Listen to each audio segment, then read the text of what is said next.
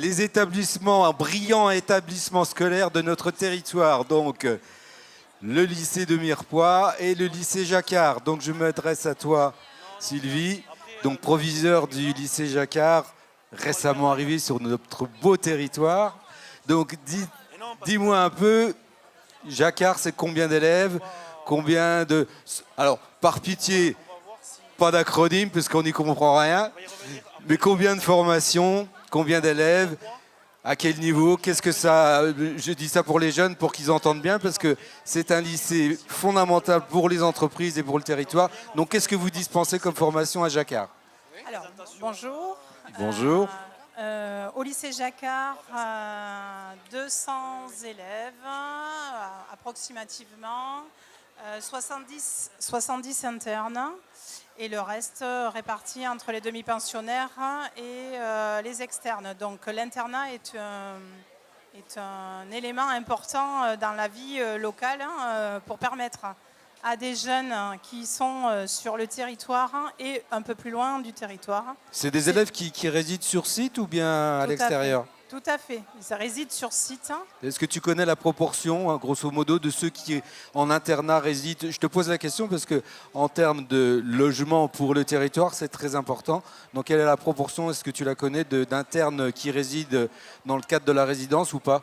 Alors, sur les élèves qui sont en post-baccalauréat, sur la filière première année, un seul est résident à l'extérieur. Les autres sont à l'internat pour des raisons de praticabilité. Et deuxième année, exactement la même proportion. Donc ils résident essentiellement sur la résidence interne au lycée pour des raisons de praticabilité en fait. Le repas est préparé, bien sûr. L'intendance générale. Donc les formations dans les grandes lignes, donc on est à Jacquard sur de la logistique, sur les métiers tertiaires, voilà. Donc, sur la maintenance industrielle. Maintenance industrielle, logistique. Logistique, c'est-à-dire je viens chez toi, je suis à quel niveau de ma scolarité?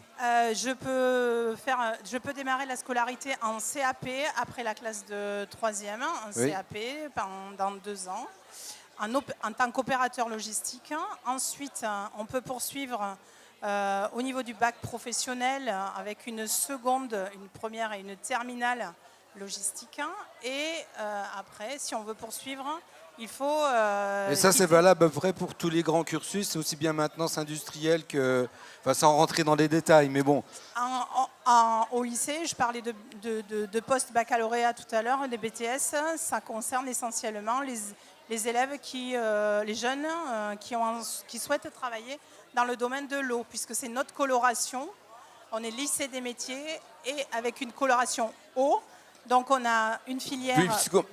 Puisqu'on parle de coloration, on va parler directement au concret. Donc là, je vous invite, les jeunes qui veulent comprendre de quoi il s'agit au lycée Jacquard, on va passer à une petite expérience que vont nous démontrer alors, avec leur professeur, monsieur Navarro.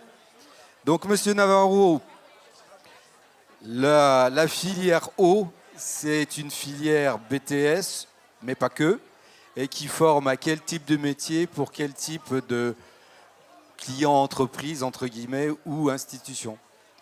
Eh bien, nous formons les techniciens qui vont travailler dans le traitement de l'eau, donc toutes les technologies de purification d'eau potable et d'épuration des eaux usées, ainsi que les techniciens qui vont travailler sur les réseaux d'eau. Et donc, avec leur BTS, les élèves peuvent travailler dans des sociétés privées, par exemple. On peut travailler, si on passe par la filière BTS eau, on peut travailler chez Veolia, on peut travailler... Veolia, Suez, SOR. Après, on peut travailler aussi dans des syndicats comme le SMDEA. On a plusieurs anciens élèves qui travaillent au SMDEA ou dans d'autres syndicats mixtes, voilà, qui sont chargés de produire de l'eau potable et de surveiller la qualité des eaux qui sont rejetées dans l'environnement. Voilà. Donc, et des industries, parce qu'on ne le dit pas assez. Parce qu'on peut simplifier. Si on simplifie trop, on se dit que c'est bon, c'est SMDEA et Veolia, mais il n'y a pas que, parce qu'il y a beaucoup d'industries qui sont de plus en plus Oui. utilisatrices d'eau et qui ont besoin de plus en plus de faire des économies d'eau. Exactement. Donc ça, c'est les fondamental. industries de papeterie, de peinture, par exemple comme Maestria à Pamiers, qui accueille nos élèves en stage régulièrement, les industries de sidérurgie, de textile, voilà, tous les types d'industries qui ont besoin d'une certaine eau pour fonctionner ou qui génèrent une eau polluée et que nous Donc sommes en mesure de vous purifier. formez des élèves qui sont employables sur le le BTS, territoire, oui, comme À France l'international entière, aussi. voire l'international. Oui, tout à fait, à l'international aussi. Oui. Est-ce qu'il y a une partie langue dans votre formation ou pas du tout? Langue? Oui. Oui, tout à fait. Il y a un enseignement de langue vivante. Là, en l'occurrence, c'est l'anglais. Mhm. Et donc, les élèves ont un enseignement d'anglais pendant 2 ans et un enseignement ciblé sur les sciences de l'eau et les sciences de l'environnement au sens large. Alors, on va passer au concret. Nicolas, donc, charge à toi de faire le professeur cette fois-ci. C'est ton tour. Donc, qu'est-ce que tu vas nous proposer? Alors ici, c'est un jar test. Alors un jar test, à quoi ça va nous servir? Le jar test, il va nous permettre de trouver la quantité d'un produit pour agglomérer les saletés qu'il y a dans l'eau pour pouvoir la purifier. Comme on peut le voir ici, l'eau est trouble. Elle est légèrement trouble à cause des saletés présentes. Et pour qu'à la fin, avec le produit donc mis dans cette eau sale, on puisse obtenir une eau claire. Parce que ça, c'est de l'eau sale? Ça Ou se non, voit. c'est l'inverse. Non, l'eau Pas sale, plus ici, près du micro, on t'entend pas. l'eau sale, elle est ici. Ouais. On dirait pas parce qu'on ne voit pas. Elle est opaque, oui, on voit pas. Elle est Elle n'est pas légèrement trouble. translucide. Si on le compare à l'eau purifiée, vous voyez qu'elle est légèrement plus trouble. Donc le processus, il marche comment? Explique-nous. On injecte un produit dans l'eau sale pour pouvoir agglomérer ces saletés. Quel type de produit? Du chlorure ferrique. D'accord. Donc il s'agit d'eau potable, bien évidemment. À la fin, pour obtenir de l'eau potable, oui. Donc on n'introduit pas, rassure-moi, on n'introduit pas des produits chimiques pour boire l'eau. Non. Donc tout ce processus permet de... Donc toi tu as choisi, revenons un peu à toi, pourquoi toi tu as choisi cette formation?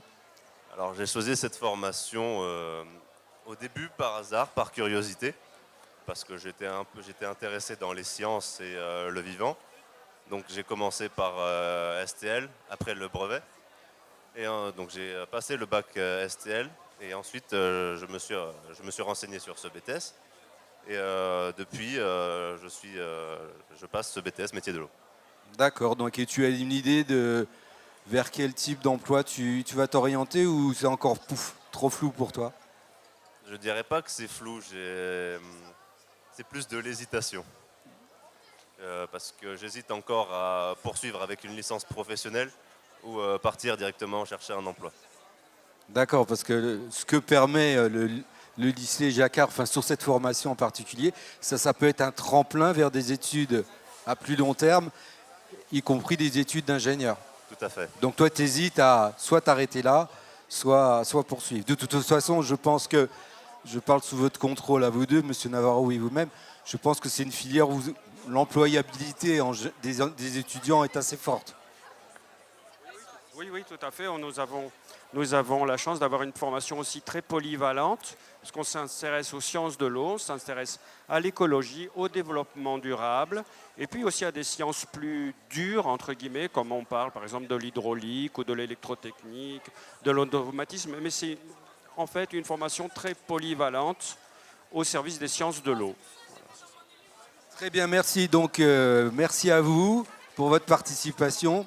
Et je t'invite à reproduire ton test plutôt 2 fois qu'une dans la journée. C'était un plaisir. Merci beaucoup.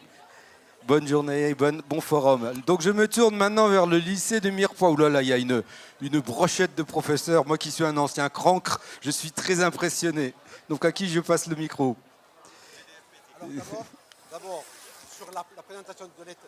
D'abord, sur la présentation de notre établissement, ce sera moi. Ensuite, sur les projets, tout ce qui est série technologique, ce sera mon collègue, M. Facchetti, qui est beaucoup plus expert. Alors, je vous coupe la parole, mais parce que moi, Mirepoix, je connais un tout petit peu, mais le grand public ne connaît pas forcément. Donc, la cité scolaire de Mirepoix, c'est combien d'étudiants en tout? Alors, d'abord, la cité scolaire de Mirepoix, ça se partage en 4 établissements. Il y a une SECPA, un collège, il y a une section professionnelle. On a ensuite toute la série technologique et ensuite on a l'enseignement supérieur. D'accord, donc ça représente un peu de monde tout ça. 1000, 1200, 1300? Plus de 1000 élèves. On a environ une centaine sur la SECPA. On en a un peu moins de 400 sur le lycée environ. Mais en tout, et après c'est tout le lycée général et technologique. Environ, on est à plus de 1000 élèves. Donc c'est un beau brassage humain. Oui, et alors, la grande chance qu'on a, nous, à Mirepoix, c'est pour un élève qui rentre chez nous, la possibilité, même s'il ne veut pas poursuivre après une seconde générale et technologique en lycée, on peut lui proposer une série technologique, on peut lui proposer une section professionnelle, on peut lui proposer de l'apprentissage. Donc on a une solution toujours pour les élèves. Lorsqu'on rentre dans un lycée qui est entièrement général, lui, s'il ne peut pas suivre ses études générales, il va être obligé de partir. Nous, la chance qu'on a à Mirepoix, c'est de proposer toujours une solution, en tout cas à l'intérieur de notre établissement. Ça, c'est important pour eux. Nous avons, alors je ne sais pas qui a commis cette magnifique petite voiture, qui veut bien m'en parler. C'est quelle classe, dans quel cadre elle a été fabriquée cette petite voiture? Ça, c'est mon collègue, M. Facchetti. Donc, monsieur, bonjour. Oui, c'est une voiture qui a été réalisée il y a maintenant 8 ans. Oui. Et chaque année, on l'améliore. Et l'année dernière, on a participé à des challenges comme le challenge EcoGreen, basé à côté Nantes. Voilà, merci. Et après, on est en redescendant, on passe par Albi pour passer à un deuxième challenge. Cette voiture a fait aux alentours de 600 km, elle est toute électrique. 800 km, premier essai. 800 km avec 1 litre d'essence, parce qu'il ramène l'électricité par un petit calcul à une consommation qui parle un peu à tout le monde, qui est pour 1 litre d'essence, combien on peut faire. D'accord. Donc on a fait 800 km avec 1 litre d'essence. Voilà. Impressionnant. Voilà. Vous avez à côté de vous des élèves, je suppose? Des élèves, oui, qui sont en BTS chez nous. Donc je vais vous demander de vous présenter. Qu'est-ce que vous suivez comme formation? Pourquoi vous êtes arrivé là? Par hasard? Non. Non, pas par hasard. Alors, tu t'appelles? Dias Enzo. D'accord. Donc je suis en BTS CPRP. Donc, alors c'est quoi BTS CPRP? CPRP. Donc c'est la. Ça veut dire quoi en français dans le texte? Conception des processus et réalisation des produits. Donc on est surtout dans la partie fabrication, donc mécanique, de pièces mécaniques. D'accord. On voit tous les procédés, donc de la programmation, la réalisation des pièces sur machine, le contrôle, donc en métrologie. Donc on suit vraiment tout l'industrialisation d'un produit, d'une pièce. Et donc pourquoi tu as choisi cette filière, toi particulièrement? Moi, du coup, je suis de bac pro microtechnique. Donc ça fait déjà 3 ans que je suis à Mirepoix, depuis 2020. Donc moi, j'étais en bac pro microtechnique. Et donc déjà là, j'ai pu toucher un peu à la mécanique, l'usinage, l'électronique aussi. Mais je me suis spécialisé dans le CPRP, donc dans la fabrication mécanique, parce que c'était vraiment ce qui me plaisait. Donc je me suis vraiment, je suis rentré dans ce domaine-là. Très bien, merci. Mademoiselle, enfin si tu veux rajouter quelque chose, vas-y. Bonjour. Bonjour. Bonjour. Donc moi je suis Alexandrine. Plus fort. Je suis aussi en BTS CPRP avec Enzo. Et moi j'ai pas fait un bac pro avant, j'ai fait un bac technologique STI 2D. Je suis partie en spécialité e-tech. C'est en gros c'est de la conception conception technologique et innovation et de l'innovation.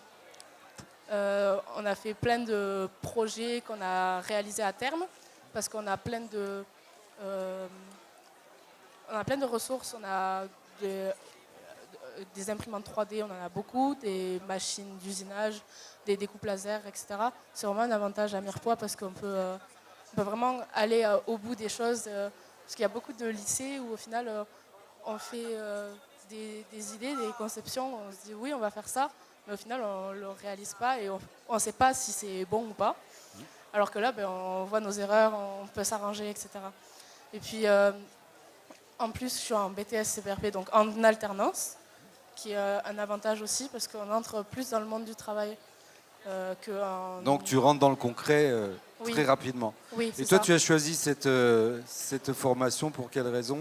T'es tombée dedans quand tu étais petite ou bien Oui, ça devient oui. de ton environnement familial ou... Oui, j'ai D'accord. ma maman qui travaille dans ça, mon papa aussi.